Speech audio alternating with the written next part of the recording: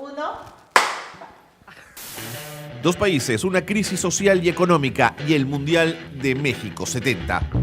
En Historias detrás de la cancha, la guerra del fútbol.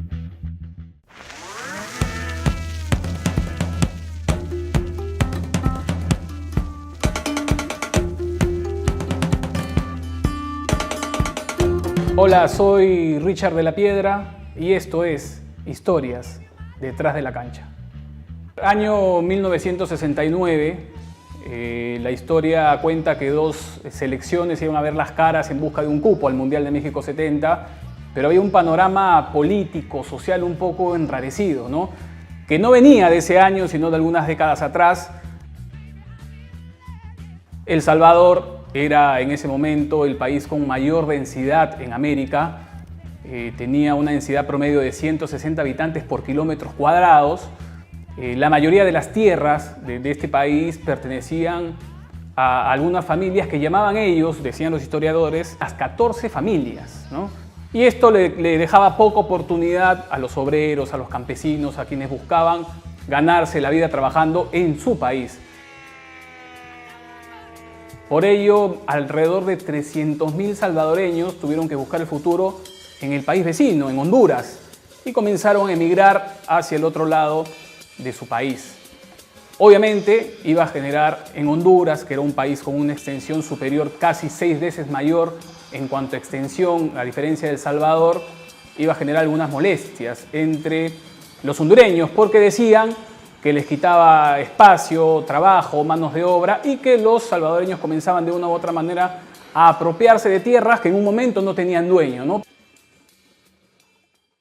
Y esto obligó a que el gobierno de Honduras, en ese momento dirigido por Osvaldo López, decidiera una reforma agraria, que no era más que expropiarle las tierras a los campesinos salvadoreños, pero además expulsarlos del país.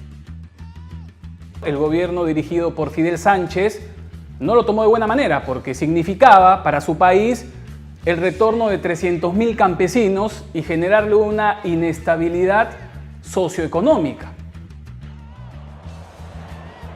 El primer partido se jugó el 8 de junio de 1969 en Tegucigalpa, pero en un ambiente en medio de una guerra psicológica, porque El Salvador llegó al país visitante una noche antes del encuentro y la estrategia fue: hay que incomodar al rival. No lo dejaron dormir, piedras en el hotel, bulla para los visitantes. El resultado futbolístico importa, pero en el fondo fue lo que menos importó, porque al final del partido gana Honduras 1-0 y lo que ocurre es que en El Salvador una joven de 18 años llamada Amelia Bolaños decide coger una pistola y se dispara en el corazón, suicidándose. Esto fue una conmoción a nivel nacional. Una semana después, el 15 de junio, se disputa el partido de revancha en San Salvador. Llegó Honduras a disputar este partido y el ambiente fue realmente muchísimo más duro. Bulla en el hotel, vidrios rotos, tuvieron que ser transportados desde el aeropuerto al hotel hacia la concentración en tanquetas. Le tiraban ratas muertas, incluso huevos podridos, ¿no? El partido se desarrolló en medio de militares, con metralletas, de una presión rival impresionante y terminó ganando El Salvador 3-0. El resultado también se habló poco, porque hubo 2 muertos, hinchas de Honduras, muchos heridos, decenas de heridos.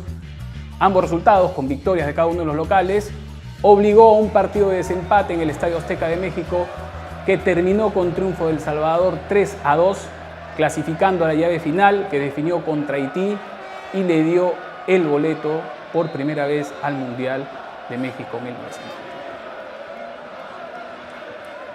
Horas antes del desarrollo del último partido, se rompen las relaciones bilaterales entre ambos países, se cierra la frontera y un par de días después hay un ataque con una bomba a Tegucigalpa, lo que generó prácticamente el inicio de una guerra que iba a durar 5 días la guerra conocida como la Guerra de las 100 horas.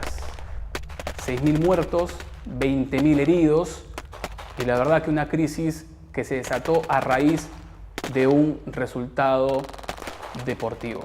Tuvo que intervenir 5 días después la OEA para tentar poner paz entre ambas naciones. Una guerra es quizá la expresión más extrema de un desencuentro generado por un partido de fútbol, pero sobran los casos de importantes enemistades entre naciones por culpa del balompié. Pero esas ya son otras historias detrás de la cancha.